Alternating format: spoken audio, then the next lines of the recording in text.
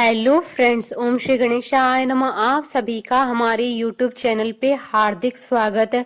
कार्तिक मास महात्म्य 29वां व 30वां अध्याय। सब प्रकार के विघ्नों का नाश करने वाले तथा सारी सृष्टि का पालन करने वाले श्री गणेश जी, ज्ञान की दाता देवी श्री सरस्वती जी तथा सब पुराणों के कर्ता श्री व्यास जी तथा गुरुदेव के चरण कमलों में नमस्कार करके भगवान की श्रद्धा और भक्ति रस में डूबे हुए कार्तिक मास महात्म्य की कथा कहती हूँ।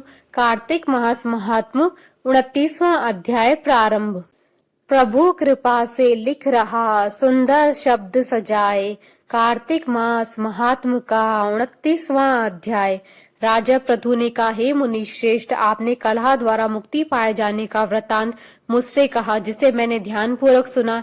हे नारद जी, यह काम उन दो नदियों के प्रभाव से हुआ। कृपा यह मुझे बताने की कृपा कीजिए। नारद जी बोले, हे राजन, कृष्णा नदी साक्षात भगवान श्री कृष्ण महाराज का शरीर और वेणी नामक नदी भगवान शंकर का शरीर है। इन दोनों नदियों के संगम का महात्म श्री ब्रह्मा जी भी वर्णन करने में समर्थ नहीं है। फिर भी चूंकि आपने पूछा है, इसलिए आपको उनकी उत्पत्ति का वृत्तांत सुनाता हूँ। ध्यान पूर्वक सुनो।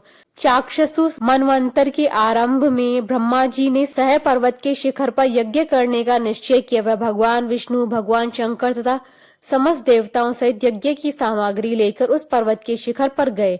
महर्षि भृगु आदि ऋषियों ने ब्रह्म मुहूर्त में उन्हें दीक्षा देने का विचार किया। तत्पश्चात भगवान विष्णु ने ब्रह्मा जी की भार्या त्वरा को बुलाया। वह बड़ी धीमी गति से आ रही थी। इसी बीच में भृगु जी ने भगवान विष्णु से पूछा, हे प्रभु, आपने त्वरा को शीघ्रता से बुलाया था, वह क्यों नहीं आई? ब्रह्म मुहूर्त निकल जाएगा। इस पर भगवान विष्णु बोले, यदि त्वरा यथा समय यहाँ नहीं आती है तो आप गायत्री को ही स्त्री मानकर दीक्षा विधान कर दीजिएगा। क्या गायत्री पुण्य कर्म में ब्रह्मा जी की स्त्री नहीं हो सकती? नारद जी ने कहा, हे राजन, भगवान विष्णु की इस बात का समर्थन भगवान शंकर जी ने भी किया। यह बात सुनकर भृगु जी ने गायत्री जी को ही ब्रह्मा जी की दाईं ओर बिठाकर दीक्षा विधान आरंभ कर दिया।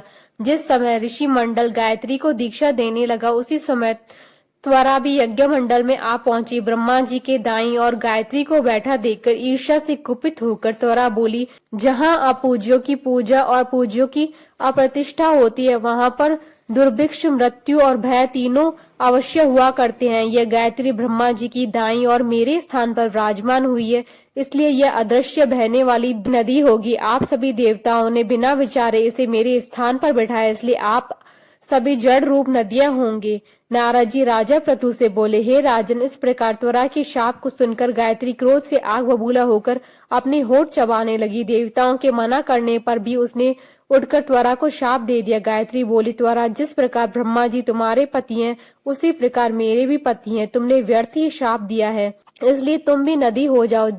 तब देवताओं में खलबली मच गई। सभी देवता त्वरा को साष्टांग प्रणाम करके बोले, हे देवी, तुमने ब्रह्मा आदि समस्त देवताओं को जो शाप दिया है वह उचित नहीं है, क्योंकि यदि हम सब जड़ रूप में नदियां हो जाएंगे तो फिर निश्चय ही तीनों लोग नहीं बच पाएंगे। क्योंकि यह शाप तुमने बिना विचार के दिया है, इसलिए यह शाप तुम वापस ले लो। त्वरा बोली, हे देवगण, आपके द्वारा यज्ञ के आरंभ में गणेश पूजन न किए जाने के कारण ही यह विघ्न उत्पन्न हुआ है। मेरा यह शाप कदापि खाली नहीं जा सकता, इसलिए आप सभी अपने अंगों से जड़ीभूत होकर अवश्यमेव नदियां बनोगे। हम दोनों सौतने भी अपने वंशों में पश्चिम में बहने वाली नदियां बनेगी। नारद जी राजा पृथु से बोले, हे राजन, त्वरा की यह वचन सुनकर भगवान विष्णु, शंकर आदि सभी देवता अपने अपने अंशों से नदियां बन गए। भगवान विष्णु के अंश से कृष्णा, भगवान शंकर के अंश से वेणी तथा ब्रह्मा जी के अंश से ककुदमवती नामक नदियां उत्पन्न हुई। समस्त देवताओं ने अपने अंशों को जड़ मानकर वहीं सह पर्वत पर फेंक दिया। फिर उन लोगों के अंश पृथक पृथक नदियों के रूप में बहने लगे। देवताओं के अंशों से सहस्त्रों की संख्या में पश्चिम की ओर बहने वाली नदियां उत्पन्न हो गई। गायत्री और त्वरा दोनों ही पश्चिम की ओर बहने वाली नदियां होकर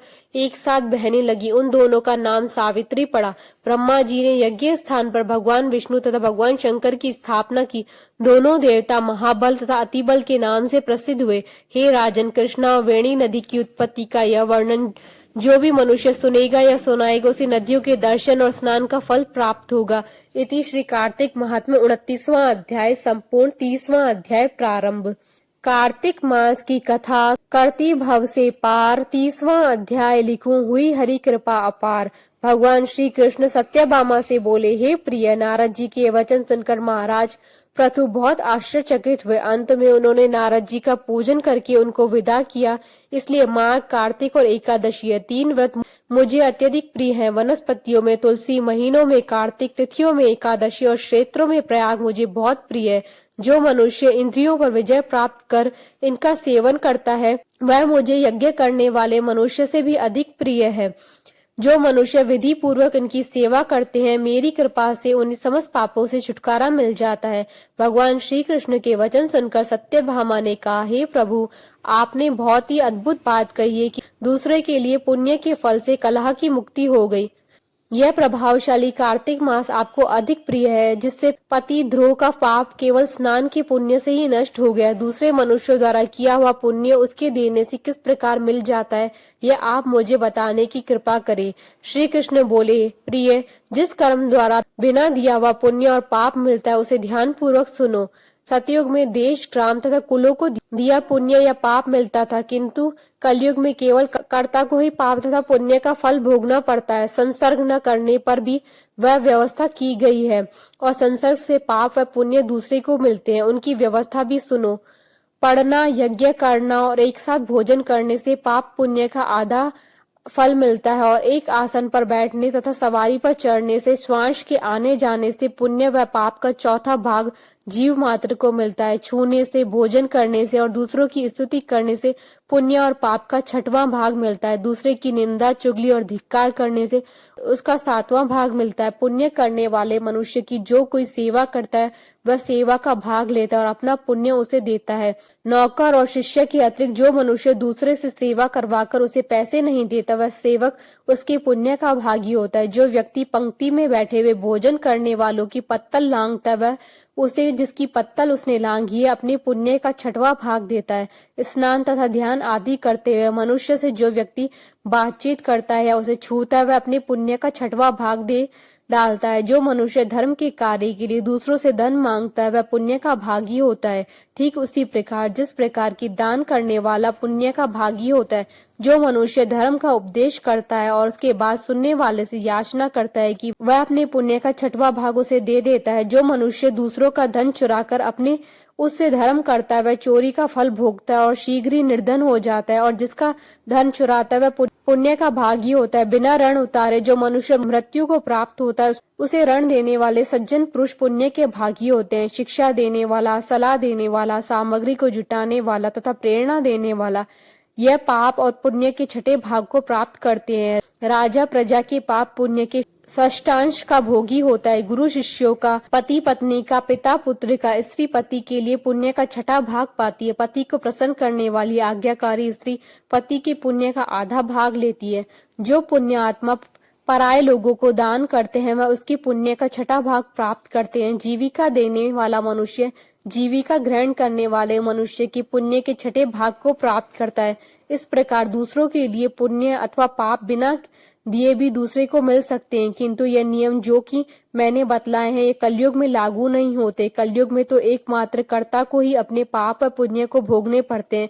इस संबंध में एक बड़ा पुराना इतिहास है, जो कि पवित्र भी और बुद्धि प्रदान करने वाला भी कहा जाता है, जिसे ध्यान पूर्वक सुनो। यह इतिहास 31वें अध्याय में बताया जाएगा।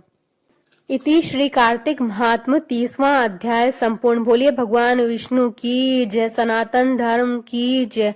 आशा करती हूँ कि आपको कार्तिक मास महात्म 29वें व 30वें अध्याय का ये वीडियो पसंद आया होगा। तो आप इस वीडियो को अधिक से अधिक लाइक और शेयर कीजिएगा, ताकि सभी भक्तों को इस वीडियो का लाभ प्राप्त हो सके। आप हमारे चैनल को सब्सक्राइब जरूर कीजिएगा अगर अब तक नहीं किया है तो, ताकि आप और हम कनेक्टेड रहें। साथ ही प्रेस करना ना भूलिएगा बेल आइकन को, जिससे नए वीडियो से रिलेटेड नोटिफिकेशन आपको तुरंत प्राप्त हो सके।